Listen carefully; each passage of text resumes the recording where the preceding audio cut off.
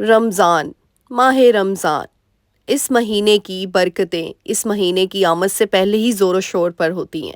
बस ये अब हम सब पर है कि हम अपनी रूटीन को कैसे सेट रख कर इस महीने की बरकतों को ज़्यादा से ज़्यादा इकट्ठा करके साथ ही साथ अपने घर वालों के लिए भी ढेर सारी खुशियाँ बखेर सकें और समेट सकें। तो बस आज अपनी रूटीन शेयर करूँगी कि रमज़ान में अपनी रूटीन में किस तरीके से सेट रखती हूँ ताकि सारे कामों को निपटा सकें और अपने अस्कार भी अच्छे तरीके से कर सकें। So let's get started. अस्सलाम वालेकुम everyone, welcome to home makeup Alvisha. Hope you are doing good. अल्हम्दुलिल्लाह आई एम आल्सो गुड।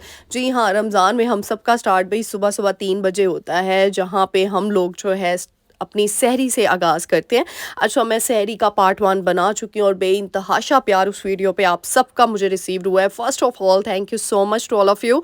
इतना प्यार। हाँ, थोड़ा सा मुश्किल होता है सहरी व्लॉग को शूट करना, मतलब मेरे लिए था, लेकिन फिर भी आप सबकी रिक्वेस्ट पे मैंने किया ताकि मेरी बहनों को मोटिवेशन मिले और मेरी बहनें जो हैं वो इससे कुछ ना कुछ सीख सकें। अच्छा, सहरी से पहले आप सब जानते ही हो कि हम नफ़ल अदा करते हैं, तहज्जुद पढ़ी जाती है। हाँ, उस टाइम पे आप अज़कार भी कर सकते हो, लेकिन मैं यहाँ पे किचन में आ जाती हूँ। फिर मेरा यहाँ पे मैं साथ-साथ सहरी बनाती जाती हूँ और फिर आपको पता है ज़ुबान जो है वो आपका, मैं कहती हूँ, एक अल्लाह ने आपको इतनी बड़ी ब्लेसिंग से नवाज़ा है ना। हाँ, इसका अगर सही इस्तेमाल कर लोगे तो फिर आपकी ये दुनिया भी और वो दुनिया भी सँवर जाएगी। तो बस फिर आप अज़कार अपनी ज़बान पे रखते हो, साथ-साथ पढ़ते जाते हो। यहाँ पे होता है 3 बजे मैं स्टार्ट कर देती हूँ, 3 सवा 3। अच्छा, मैं ना पौने 3 बजे तक उठ जाती हूँ, ठीक है। अब थोड़ा-सा टाइम पीछे को आ रहा है तो फिर अब जल्दी सहरी बन जाती है, लेकिन ये कि पहले ना मैं सवा 3 तक अपना तहज्जुद पढ़ के अपने अज़कार करके ना साढ़े 3 तक किचन में आती हूँ। और साढ़े 3 अब थोड़ा-सा टाइम पीछे हो गया, 5 मिनट 10 मिनट पहले आ जाती हूँ किचन में और 10 मिनट पहले उठ जाती हूँ।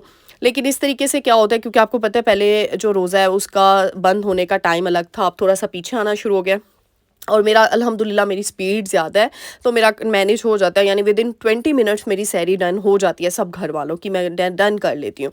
तो इसीलिए फिर मैं आराम सुकून से अपने नवाफिल अदा करके फिर किचन में आती हूँ और फिर जल्दी से ना यहाँ पे मैंने सालन, अच्छा रात को ना सबने लेट नाइट, कुछ लोग मतलब मेंबर्स हैं उन्होंने लेट नाइट मसर चावल मैंने कल बनाए थे तो खाए थे, तो मसर मैंने बाहर ही रख दिए क्योंकि मौसम ठंडा है, फ्रिज में नहीं मैंने रखे।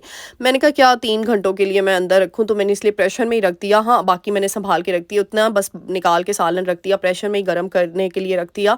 मैंने कहा अब क्या दूसरा बर्तन मैं इस्तेमाल करूँ, फिर धोने के लिए इतने बर्तन हो जाते हैं आपको। अच्छा, यहाँ पे पराठे बना रही हूँ, साथ साथ चाय रख दी है मैंने, और यहाँ पे आपको लाइट नज़र आ रही होगी, मैं ये लाइट ऑन करके इस तरह डिम लाइट में ही सहरी बना रही होती हूँ। मुझे इतनी अच्छी वाइब्स आती हैं, साथ साथ आपके मुंह पे अस्कार होता है और साथ साथ आप सहरी बना रहे होते हो और झटपट तरीके से सारे काम हो जाते हैं, सारे काम निबट जाते हैं और इतनी प्यारी खूबसूरत सहरी की वाइब्स आती है। और अब तो मैं कहती हूँ बहुत ही कम रोज़े रह गए हैं, मतलब रमज़ान का महीना जितनी हम लोग शिद्दत से इंतज़ार कर रहे थे ना, इस बार तो उतनी तेज़ी से ये महीना गया, समझ में ही नहीं आया। मतलब आप लोग भी बताइएगा, बहुत तेज़ी से ये गया है और आखिरी अशरे का तो देखिए आज 26वां रोज़ा हो गया है और कल 27वीं की रात है। बाय द वे, यहाँ पे सबसे रिक्वेस्ट करूँगी, ताक रातें हैं और ताक रातों में ढेर सारी दुआएं करनी है अपने लिए, अपने मुल्क के लिए और अपने घर वालों के लिए, और साथ ही साथ अपनी आपी पलवशा को भी याद रख लीजिएगा इन ताक रातों में। मुझे, मेरी फैमिली को ज़रूर याद रखिएगा, स्पेशली मेरे नाना अबू को ज़रूर याद रखिएगा। अच्छा जी, यहाँ पे नाना अबू की कंडीशन भी बताऊँगी। नाना अबू का मैंने बताया था आज बुध आ गया है, ये मैं वॉइस ओवर कर रही हूँ सुबह के टाइम पे और मतलब 11 बजे के करीब मैंने ये वॉइस ओवर किया है और ये वीडियो अपलोड हो जाएगी इफ्तार के टाइम तक। और अच्छा, नाना अबू को ना सुबह ही एडमिट कर लिया गया था, वो चले गए थे हॉस्पिटल, 7 बजे की उनकी टाइमिंग थी, वहाँ पे वो एडमिटेड है। लेकिन अभी तक जो हमारा सर्जन है ना, जिससे हमने करवाना है ऑपरेट, वो अभी तक नहीं आया, पता नहीं क्या कुछ इशू हो गया या क्या हो गया। तो वो कह रहे हैं कि 4-5 बजे के करीब जो है ना वो आएगा और अफ्तार के टाइम के बाद शायद उनका ऑपरेट हो, यानी 1 घंटा या पहले भी हो सकता है। तो अभी डिसाइड नहीं हुआ वो, क्योंकि आएंगे जैसे ही सर्जन तो फिर वो डिसाइड करेंगे। बहुत ज़्यादा दुआएं करनी है, खैर खैरियत से स्टंट पड़ जाए, मेरे नाना अबू का अच्छे तरीके से सारा काम हो जाए और फिर मैं अफ्तार के बाद ना वीडियो को अपलोड करते सारी मैं निकल जाऊंगी हॉस्पिटल के लिए। और फिर मेरा, क्योंकि मैंने कहा है मेरा होना वहाँ पे बहुत ज़रूरी है, मैंने अपने नाना अबू, क्योंकि मैं सुबह सहरी के बाद जाना चाह रही थी, लेकिन आपको पता है कुछ मजबूरियाँ होती हैं, आप बंधे हुए होते हो कुछ चीज़ों के साथ, नहीं आप कभी अपनी मर्ज़ी कर सकते। तो बहरहाल मैंने सोचा है कि अफ्तार करते सारी मैंने बस चले जाना है हॉस्पिटल, ऑपरेट हुआ हो या ना हुआ हो, मेरा वहाँ पे होना ज़रूरी है। क्योंकि मैंने आप लोगों के साथ पहले भी डिस्कस किया, मेरे नाना अबू मेरे साथ बहुत बहुत क्लोज़ हैं और मैं भी उनके साथ बहुत क्लोज़ हूँ। जो बड़े होते हैं ना, वो अल्लाह की तरफ से दी गई आपके ऊपर बहुत बड़ी ब्लेसिंग होते हैं। यकीन जाने अपने बड़ों का बहुत ज़्यादा ख़्याल रखा करें। अपने बड़ों के लिए मैं कहती हूँ जितना आप कर सकते हैं ना आप करें। ये बड़े अनमोल आपको ना कीमती, मैं कहती हूँ यार डायमंड से भी ऊपर कोई चीज़ होती है ना, ये वो है आपके लिए। यकीन जाने इनका साया हर वक़्त अपने बड़ों के लिए दुआ किया करें, और जिनके बड़े नहीं हैं उनकी मग़फ़िरत के लिए ज़रूर दुआ किया करें। यकीन जाने जब आप मग़फ़िरत के लिए दुआ करते हैं ना, तो जो आपके बड़े ऊपर होंगे ना उनको दिली खुशी होती होगी कि कोई ना कोई है जो हमारे पीछे दुआ के लिए हाथ उठा रहा है। अच्छा, ये चीज़ ना मेरे अंदर हमारे नाना अबू को देकर आई है। जब भी हम लोग बचपन से देख रहे हैं हमारे नाना अबू ने गैदरिंग करनी, जब भी कोई भी दावत होनी, कुछ भी, सबसे पहले दुआ के लिए हाथ उठाए जाते थे। शब रात हो, शब मेराज हो, रोज़े हों, ताक़रातें हों, या कैसे कोई नॉर्मल दावत ही क्यों ना हो, फैमिली गेट टुगेदर हो, मेरे नाना अबू ने सबसे पहले दुरूद पढ़ना, उसके बाद अपनी सूरा पढ़नी, और यूँ हाथ उठा कर ना मेरे नाना अबू ने अपने पर दादों को भी बख्शते थे, अपने पर दादों को भी, अपने पर दादा, पर नाना, पर दादी, नानी, सबके नाम लेकर मेरे नाना अबू उनके लिए मग़फ़िरत की दुआ करते होते थे। और सब पीछे हम लोग बोलते थे आमीन सुम्मा आमीन, ये बोला करते थे हम लोग। तो वहाँ से हमें आदत ये पड़ी है। और ये चीज़, वो कहते हैं ना कई चीज़ आपके ब्लड लाइन में शामिल होती है, वो आप कहीं से पिक नहीं कर पाते हो। शायद ये चीज़ हमें हमारे नाना अबू से मिले, क्योंकि मैंने बताया है हम लोग छोटे थे, मेरी नानी, दादी, दादा को हमने नहीं इतना देखा, लेकिन हमारा जितना टाइम गुजरा अपने नाना अबू के साथ बहुत बहुत क्लोज गुजरा है, बहुत अच्छा गुजरा। और हमें जो भी चीज़ सीखी, आप लोग कहते हैं ना आप ही पलवश, आप बड़ी मोटिवेशनल बातें करती हैं, आपकी बातें दिल को छूती हैं। मुझे लगता है ये हमें जीन्स में ये चीज़ मिली है। कुछ चीज़ें होती हैं इनहेरेंट होती हैं, तो शायद वो चीज़ हमें हमारे नाना की तरफ से मिली है, जो मेरी मदर में आई, उनके बहन भाइयों में आई, जो मेरे पापा में आई। और फिर हम लोग, इसीलिए मैं कहती हूँ अपने बच्चों को कोई भी चीज़ में अगर आप ट्रेन करना चाहते हैं ना, तो पहले आपका खुद उस चीज़ में ट्रेंड होना बहुत ज़रूरी है। कॉपी पेस्ट चीज़ कभी भी चलेगी नहीं, वो आपको नीचे धंसती जाएगी, ये बात हमेशा याद रखिएगा। तो अगर आप अपने बच्चों को भी कॉपी पेस्ट पे चलवाना चाह रहे हैं, बल्कि वो खुद ब खुद चल पड़ेंगे। अगर आप खुद कॉपी पेस्ट आपकी पर्सनैलिटी है ना, तो यकीन करें आपके बच्चे भी ऑटोमेटिकली वही चीज़ पे फॉलो करना शुरू हो जाएंगे। वो चीज़ ऐसे ही आपकी आगे इनहेरेंट होती जाएगी। इसीलिए अभी पकड़ लें अपने आप को कि कहाँ पे आपकी पर्सनैलिटी में कोई नुक्स है, कोई गलती है। वैसे तो अल्लाह ताला ने सबको परफेक्ट बनाया, लेकिन ये अब हमारी ज़ात पर है कि हमने कहाँ पे अपनी ज़मीर को झंझोर कर अपने आप को सीधे ट्रैक पे लेकर आना है। तो इसीलिए जब आप दूसरों को या बच्चों को कहेंगे ये कर लो, वो कर लो, लेकिन जब तक आप खुद नहीं करेंगे, तो शायद ये चीज़ें जो आप कहते हैं ना कि आपकी बात दिल को छूती हुई जाती है, इससे चीरती हुई जाती है। मेरी जो भी बात मैं आपकी करती हूँ, और काफ़ी मुझे आपके कमेंट्स आ रहे थे कि आपकी बातें अल्लाह से कनेक्टेड रखती हैं हमें। शायद यही राज है, क्योंकि मैं जो भी बात करती हूँ ना, यकीन जाने में खुद मेरी गूज़बम्प कंडीशन होती है। अल्लाह का नाम लेकर तो आपको पता है एक नेक्स्ट लेवल का आप इमोशनल हो जाते हो। आपके अंदर से एक वो जो चीज़ निकल रही होती है ना, ये नहीं कि वहाँ की कोटेशन पकड़ के बोल ली, वहाँ की लाइंस किसी ने चढ़ाई तो वो बोल ली पकड़ के, वो चीज़ फिर अगले बंदे को असर नहीं करती। और आपको पता है आपकी आप ही पलवशा आगे शायर है। आज अपनी पोइट्री भी आप लोगों के साथ शेयर करूँगी शब कदर पे, जो मैंने लिखी है। अच्छा, यहाँ पे ना फिर मैं सहरी के बाद सो जाती हूँ, अपनी नमाज़ वगैरह कुरान वगैरह पढ़ के सोने के बाद ना मैंने फिर मोहम्मद को रेडी करना होता है यहाँ पे सब, क्योंकि बच्चे रेडी हो जाए ना, यकीन जाने आपके आधे से ज़्यादा टास्क आपका ना आप इजी फील करते हो, आपको लगता है बहुत बड़ा काम आपने कर लिया है। नो डाउट बच्चे कपड़े गंदे कर देते हैं। अब मैं मोहम्मद को 2 दफ़ा जो है कपड़े चेंज कराती हूँ, लेकिन मैं इसको करा देती हूँ। यहाँ पे फिर मैं इसको चेंज करा लिया, यहाँ पे फिर मैंने इसको ब्रेकफास्ट करवाया।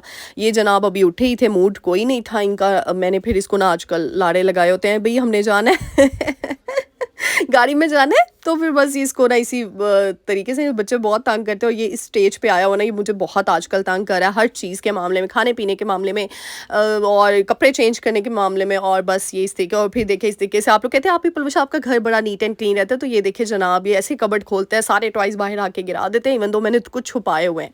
अच्छा, फिर बच्चों का भी क्वालिटी टाइम होता है। हम उसको नहीं कि आपने रोज़ा रखा और बच्चों को भूल गए, भाई हाय रोज़ा लग रहा है, हाय रोज़ा लग रहा है, और बच्चे बेचारे भी ऐसे इग्नोर हो रहे हैं। नहीं, फिर मैं बच्चों को, आज ना मौसम थोड़ा सही अच्छा हुआ था, धूप नहीं थी, फिर मैंने कहा चलो मोहम्मद को ऊपर ले जाती हूँ। फिर इसके ये स्विंग्स पड़े हुए थे ऊपर, इसको स्विंग्स दिलाई। यहाँ पे ना शर्ट मैंने इसकी चेंज कर दी थी, क्योंकि थोड़ा थोड़ा ना इसको ना जो है ना ये गर्मी लगना शुरू हो गई थी, धूप थोड़ी सी आ गई थी। मैंने कहा चलो 5 मिनट बस इसको यहाँ पे स्टे कराना है, फिर साथ ही नीचे ले जाऊँगी। तो फिर मैंने इसकी ना शर्ट साथ ही चेंज करा दी, और इसको फिर थोड़ी देर के लिए बस इंजॉयमेंट करवाई, ताकि ये थोड़ा सा इंजॉय कर ले। क्योंकि आपको पता है रमज़ान में मैं तो बाहर नहीं निकलती, ज़्यादा कोशिश करती हूँ मत निकलूँ, लेकिन बच्चों के लिए तो ये बड़ा, ये जो प्ले टाइम है ना इनका होना चाहिए, ज़रूर होना चाहिए। तो फिर इस तरीके से मैंने छत पे एक छोटा-सा प्लेग्राउंड इसका बनाया हुआ है। ये वहीं पे खेल कर, वहीं पे अपने आप को खुश करके, एंटरटेन करके इसको, हाँ, लेकिन साथ में होती हूँ। ऐसे नहीं बच्चों को अकेला नहीं छोड़ना, चोट भी लग सकती है। तो मैं साथ ही होती हूँ, ये साथ-साथ मैं ही हूँ इसके। बच्चों को कभी भी अकेला नहीं छोड़ना मैं कहती हूँ, क्योंकि जैसे आप इधर-उधर आप होते हो तो बस ये कोई ना कोई कांड कर छोड़ते हैं। मतलब इनको चोट भी खुदा ना ख़ास्ता लग सकती है, इसलिए बच्चों का बहुत ज़्यादा अच्छा। मोहम्मद माशाल्लाह से ट्रेन हो चुका है स्विंग्स के मामले में, और यहाँ पे इतनी एकदम से फिर से हवा चलना शुरू हो गई, इतनी खूबसूरत। फिर मैं नीचे आती हूँ, यहाँ पे मोहम्मद का फिर वो जो है कार टाइम शुरू हो जाता है, उसको मैंने वहाँ पे लगा दिया हुआ है। और फिर साथ ही ना मैंने आज हांडी बना लिया। अच्छा, आज ना मैंने कुछ इतना इफ्तार टाइम इतना स्पेशल नहीं बनाया था। ये जो बीफ है इसको मैंने बॉयल करके रख दिया इस तरीके से। हांडी आज मैं वाइट कौरमा बनाने लगी हूँ। सिंपल मैंने प्याज चॉप की वो ऐड कर दिए, कोई उनको मैंने वो नहीं किया डार्क ब्राउन या लाइट ब्राउन नहीं किया, उसको जस्ट थोड़ा सा फ्राई करके साथ ही जिंजर गार्लिक पेस्ट, हरी मिर्चें, ज़ीरा ये ऐड कर देना। फिर साथ ही वो बॉइल्ड बीफ था वो मैंने ऐड कर दिया। अच्छा, बीफ को अच्छे तरीके से फ्राई करना है इसमें, और फिर सारे स्पाइसेस जो घर के होते हैं ना वो मैंने ऐड कर दिया, जिसमें नमक, लाल मिर्च, हल्दी, सूखा धनिया, ये चीज़ें मैंने ऐड कर दिया। आप लोग अपने टेस्ट वाइज जो है वो अकॉर्डिंगली उसके ऐड कर लीजिएगा स्पाइसेस को। और इस तरीके से इतना अच्छा वाइट कौरमे की रेसिपी आज मैं आपको थोड़ी सी डिफरेंट बनाना सिखा रही। इतनी मज़े की बनती है ना, ये भी मैंने यूट्यूब पे देखी थी। मैंने कहा चलो बनाती हूँ, आज फर्स्ट टाइम ट्राई किया और सबने बहुत बहुत ज़्यादा पसंद किया। फिर मैंने ये थोड़ी सी दही ऐड की, दही यानी 1 बड़ा चम्मच दही का ऐड कर दिया, ठीक है। अब इसको अच्छे तरीके से मिक्स करेंगे। जो हम लोग खाते हैं ना रेस्टोरेंट्स में जाके, तो वो उसकी रेसिपी मेरे हाथ लग गई थी। मैंने कहा आज इस तरीके से बनाती हूँ। कोई मैंने इसमें क्रीम नहीं डाली, आप क्रीम भी ऐड करना चाहें तो कर सकते हैं, वो नॉर्मल हर घर में क्रीम डलती है, लेकिन आज मैंने मलाई वाला दूध ऐड किया। जी हाँ, ये देखें 1 कप मैंने दूध लिया, उसमें मलाई जो थी, मलाई जिसको बोलते हैं, भर के मलाई 2 चम्मच वो मैंने इसमें ऐड कर दिया लास्ट मोमेंट पे, और इससे इतना कोई मज़े का टेस्ट आया है। मैं कहती हूँ इस तरीके से इसकी शक्ल हो जाएगी, घबराना नहीं है, इसको बस कुक करते जाना है आपने लो फ्लेम के ऊपर, मीडियम टू लो फ्लेम, और इस तरीके से इसकी शक्ल निकल आएगी। और लास्ट मोमेंट पे आपने अदरक और हरी मिर्चें और जो है हरा धनिया वो ऐड कर देना है।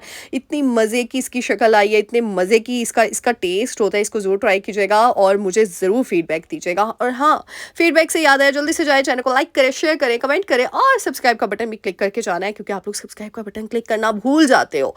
अच्छा, यहाँ पे ये मोहम्मद जनाब देखे नमाज़ पढ़े थे, घर का एक और बच्चा है यहाँ पे, इसके साथ ये मोहम्मद जो है बेटा, ये देखो, यही मैं चीज़ समझाना चाह रही थी। मैंने मोहम्मद को बिल्कुल भी नहीं सिखाया कि नमाज कैसे पढ़नी है, सही बताऊँ, वो हमें देखता है ऐसे। और ये देखिए, इसको शहादत की उंगली भी उठानी आ गई है, माशाल्लाह माशाल्लाह, यहाँ पे सब कह दीजिएगा। और वो वेट करता है। अच्छा, उसको तो नहीं पता, वो तो बच्चा है, जाहिर सी बात है, वो देखें हाथ बांधता है माशाल्लाह से। अब वो वेट कर रहा है, उस बच्चे ने देखें वो हाथ उंगली शहादत की उठाई है, तो इसने भी उठा ली, माशाल्लाह माशाल्लाह माशाल्लाह। ये इसको मैंने कोई टीच नहीं किया किसी किस्म की कि आप कहें कि मैंने इसको सिखाया है ये करो वो करो, बिल्कुल भी नहीं। ये सिर्फ हम सबको देखता है, हम सब के साथ, ये जब भी जाने माज बिछती है ये साथ खड़ा हो जाता है। और माशाल्लाह से अभी ये 2 साल का नहीं हुआ, मोहम्मद बेटा अभी 1.5 साल का है, ठीक है। और माशाल्लाह माशाल्लाह, यानी जुलाई में इसकी बर्थडे मोहम्मद की आती है, जुलाई में, मेरी भी जुलाई में, ये भी जुलाई में, दोनों माँ बेटा जो है हम लोग जुलाई में पैदा हुए।